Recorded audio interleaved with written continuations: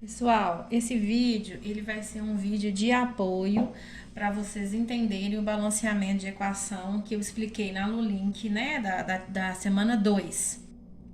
Então, na semana 2, traz a equação do etanol reagindo com oxigênio, produzindo gás carbônico e água. Aí eu falei com vocês que do lado esquerdo da seta nós temos os reagentes. E do lado direito dessa seta, nós temos os produtos.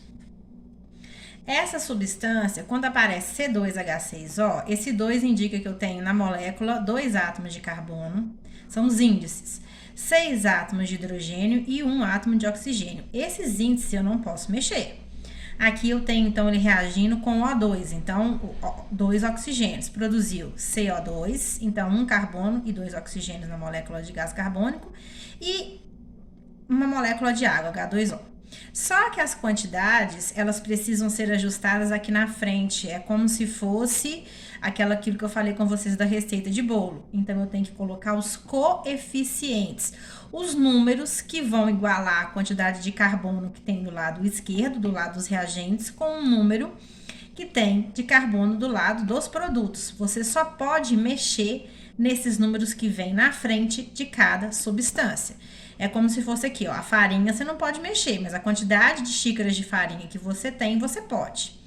Então, vamos aqui aos ajustes. E aí, tem uma regrinha muito simples, que é, eu tento ajustar primeiro todos os metais na minha equação.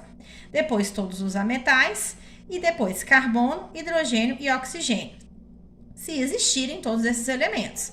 Por exemplo, aqui, ó, lembrando da tabela periódica, quem são os metais? São os que ficam à esquerda da tabela periódica. E os ametais são os que ficam à direita. Aqui, essa última coluna, são os gases nobres. Então, você tem lá uma escadinha que começa a partir do boro. À esquerda dessa escadinha, metais. À direita, ametais. Então, fica muito fácil. Nesse caso da minha molécula, eu não tenho nem metal, nenhum ametal que não seja o carbono e o oxigênio. Então, nós vamos seguir essa ordem aqui, ó. Então, a gente segue a regrinha que a gente fala, a regrinha do macho. Então, vamos lá. Como eu não tenho nenhum metal e nenhum ametal que não seja esses, eu começo a organizar o carbono. Então, o carbono, eu olho aqui, eu tenho 2 carbonos do lado esquerdo e apenas 1 do lado direito, porque o índice que está imediatamente aqui à direita do elemento. Então, que número que eu vou colocar aqui na frente que vai multiplicar toda a molécula e aí vai fazer esse carbono virar 2. O 2, porque 2 vezes 1, 2. A partir do momento que eu coloco esse 2 aqui, ele multiplica todo mundo até o sinal de mais, certo? Bom, resolvi o caso do carbono, vou para o hidrogênio.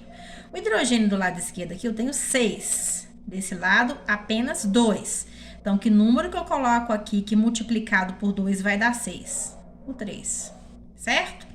Agora, vamos aos oxigênios. Desse lado, o oxigênio tem 1 e 3. Agora, aqui eu tenho mais, porque eu tenho 2 moléculas sendo oxigênio. Então, eu vou somar tudo. Então, quantos oxigênios eu vou ter aqui? Ó? Eu vou multiplicar esse 2 por esse 2. Então, nessa molécula, eu já tenho 4 oxigênios. Mas aqui, esse 3 multiplica esse 1. Então, eu também vou ficar com 3 oxigênios. Então, somando do lado direito, eu tenho 7 oxigênios. Do lado esquerdo, eu tenho 1 aqui sozinho. Então, eu precisaria de ter 6 aqui para somar e dar 7. Que número que eu coloco aqui faz com que isso vire 6? O número 3. Balanceei o oxigênio. Onde eu não coloco nada, significa que o coeficiente vai ser igual a 1. Então, esses são os coeficientes estequiométricos dessa equação, que lá no texto a gente fala, então, que agora aqui 1 mol de C2H6 reage com 3 mols de O2, produzindo 2 mols de CO2 e 3 mols de H2O.